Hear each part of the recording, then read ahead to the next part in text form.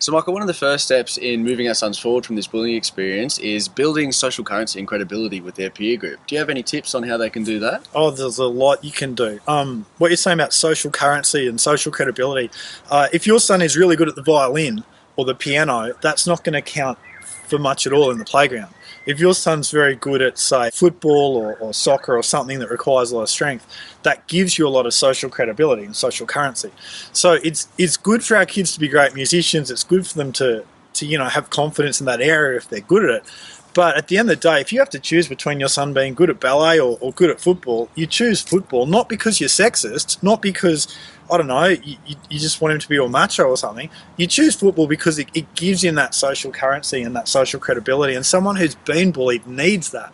So it's good to try and push our kids in a direction that'll lead them in that way.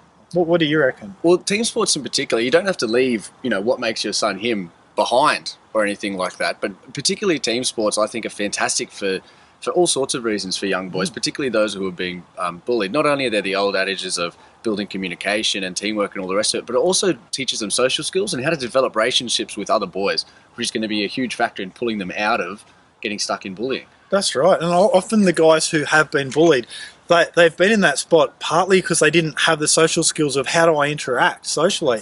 When you're on the football field, you don't need to interact socially, you just need to pass the ball. It gets you out of that bind. So there's so much to be said for pushing our kids towards where there's actual social currency out of those activities. So as a parent, we want to rescue our kids, but an important lesson in helping our sons heal from this bullying process is to understand that they can't be sheltered from everything, and we also have to be teaching our sons how to deal and overcome with adversity rather than just trying to protect them from it all the time. Do you have any tips for parents who want to do that? Oh, there's so many.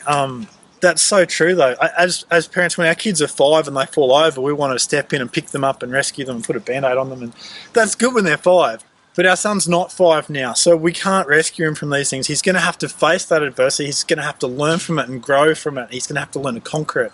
And as a parent, it's hard to sit back and watch that process. As parents, we just want to get in and help, but it's in these tough times that your son develops character. It's in these tough times that your son develops the skills and attitudes he needs to go the long distance journey he's got to go. And when he's 25, when he's 30, you're going to hope he has that character. Well, he gets that character from these tough times.